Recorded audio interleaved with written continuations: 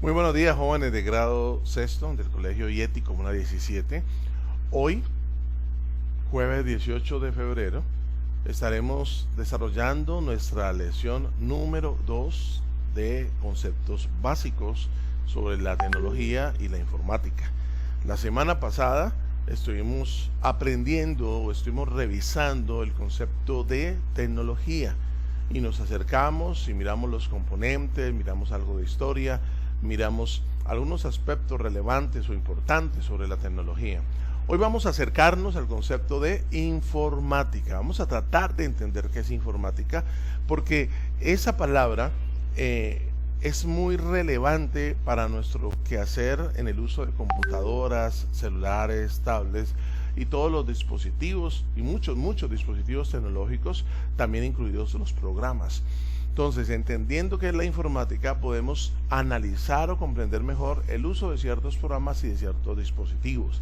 La informática básicamente es una ciencia que se dedica a estudiar el tratamiento de la información, pero de manera computacional. Es decir, mediante conocimientos científicos y técnicas computacionales, nosotros podemos tratar de manera automática la información. Cuando ustedes van, por ejemplo, a un supermercado, ustedes llevan los productos de la canasta que toman y ponen ahí en el carro y los llevan a la caja. Ustedes notan que la niña de la caja coge el producto y lo pasa por una luz roja y allí automáticamente sale en la pantalla el nombre de ese producto y el valor de ese producto. La niña no tiene necesariamente que digitar toda la información de ese producto. Y eso es parte del tratamiento automático de la información. La información, ¿sí?, requiere ser tratada de manera automática, porque en el mundo se produce mucha información. Un ejemplo de ello, los bancos. Si ustedes ven, la gente va a los cajeros electrónicos a retirar el dinero de los bancos. Y es porque en esos cajeros electrónicos, que son una especie de computadores especializados, está toda la información de sus cuentas bancarias y del dinero que tienen almacenado. Si no fuera así, sería muy engorroso, muy complicado ir a hacer un retiro en un banco. Sería bastante complicado.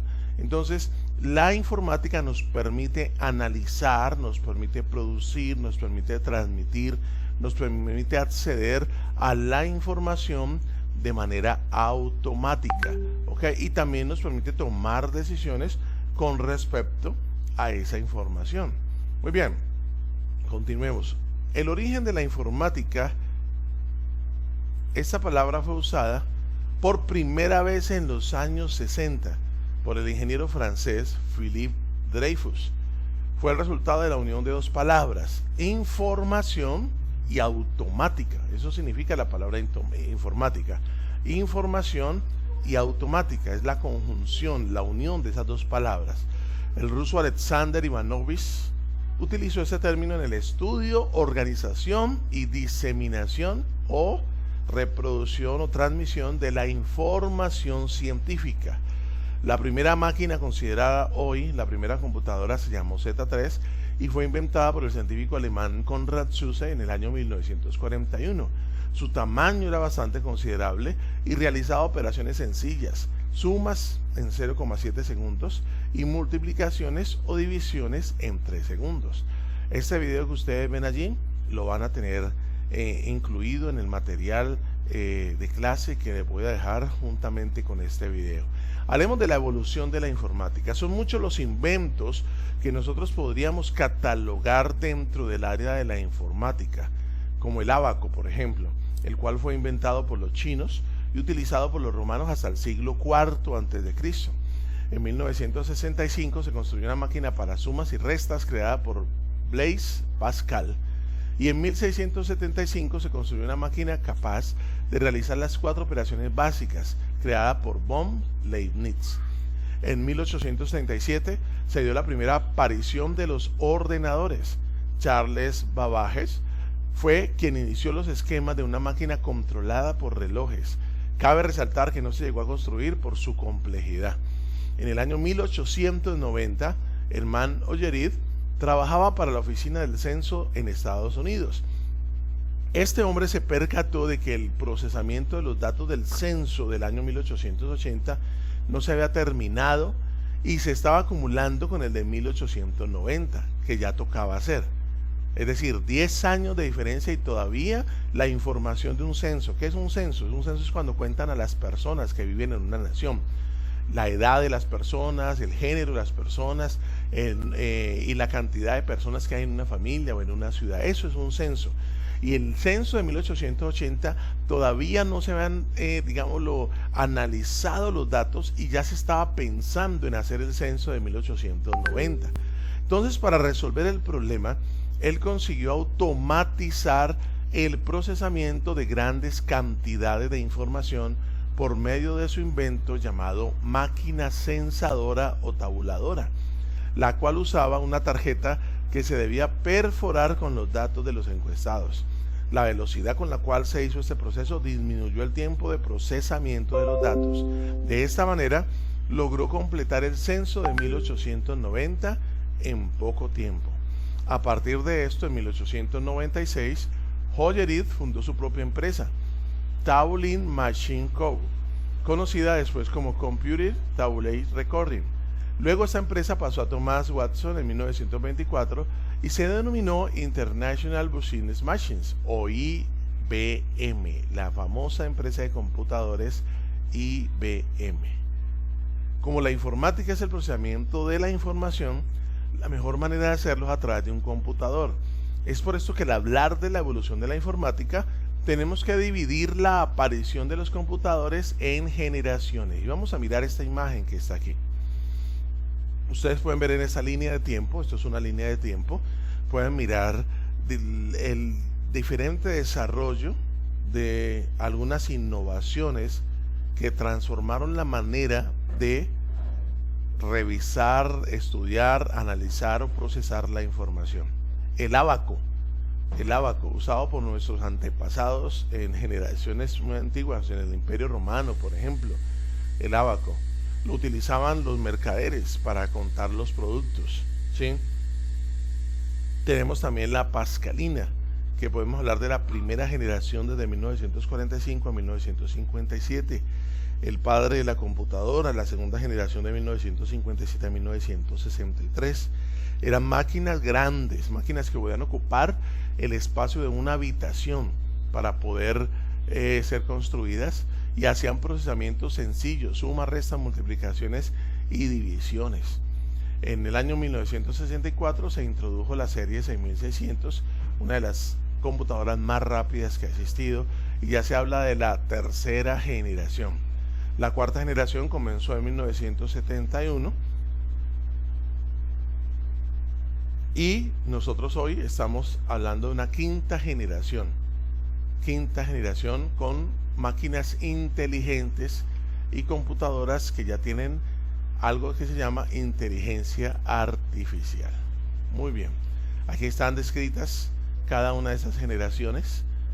En la primera generación del 940 al 960 y nos habla de las diferentes innovaciones que hubo en esa generación.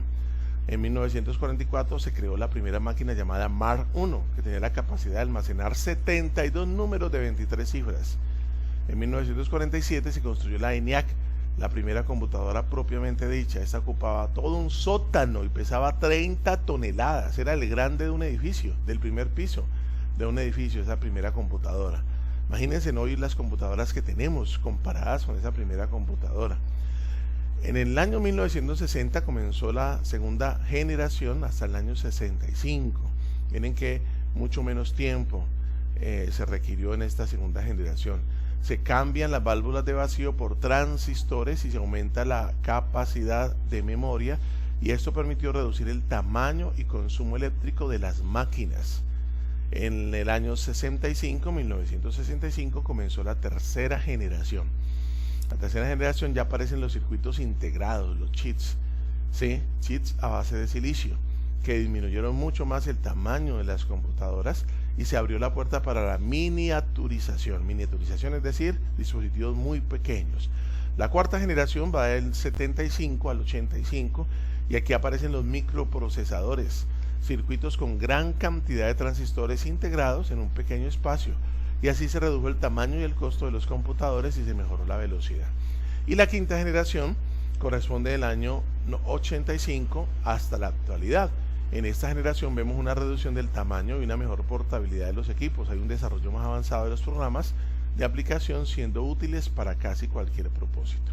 Muy bien, hablemos ahora de los componentes de la informática. Componentes de la informática. Según la evolución de la informática, nosotros podemos hablar entonces de sistemas informáticos. Ojo con esta palabra, con este concepto, sistemas informáticos. De ahora en adelante escucharán muchísimo esta expresión en el área de tecnología informática, sistemas informáticos, los cuales cuentan con componentes físicos, lógicos y humanos.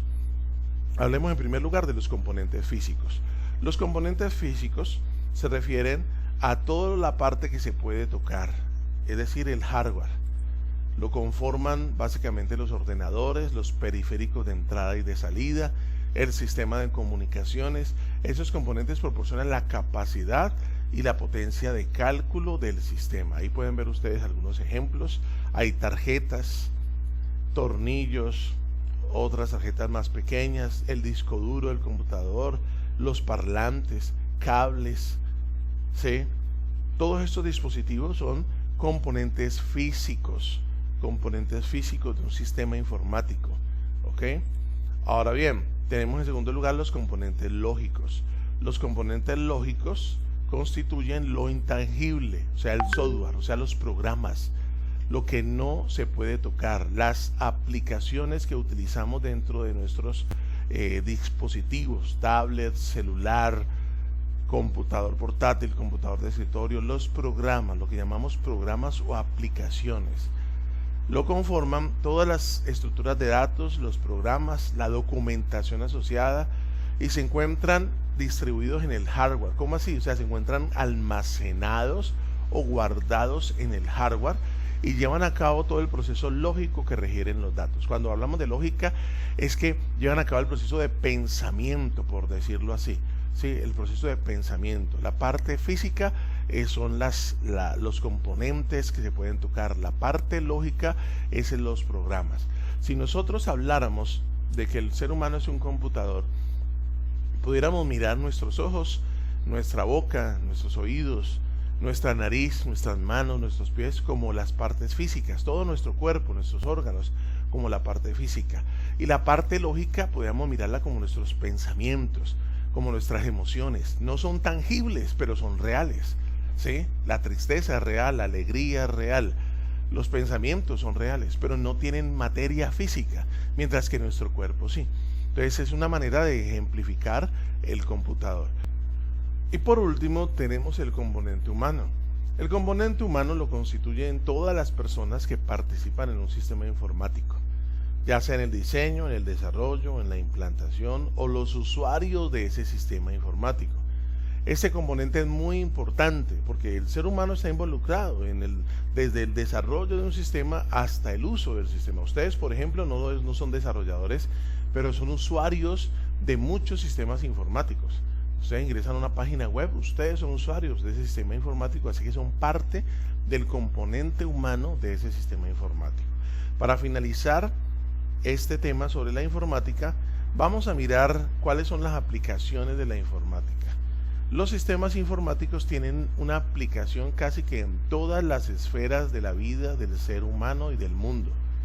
Las empresas utilizan sistemas informáticos, en la contabilidad, la educación, los colegios, las universidades utilizan sistemas informáticos, se toman decisiones por medio de sistemas informáticos, se resuelven problemas por medio de sistemas informáticos, los hospitales, las clínicas en el sector salud se utilizan sistemas informáticos. Por ejemplo, cuando ustedes van donde el médico con su número de cédula revisa la historia de ustedes y sabe cuál fue la última consulta, cuánto sacaron, qué resultados tuvieron en un examen de sangre o en un examen diferente que le hayan hecho, la evolución de la enfermedad, qué medicamentos les han asignado o formulado.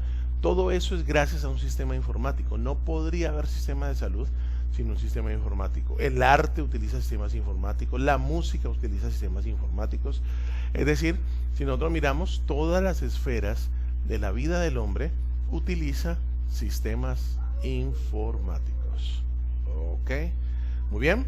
Espero que hayamos entendido este concepto de la informática y espero que, de acuerdo a este video y al material que está allí, podamos realizar el taller que les voy a dejar. Muchas gracias por su atención.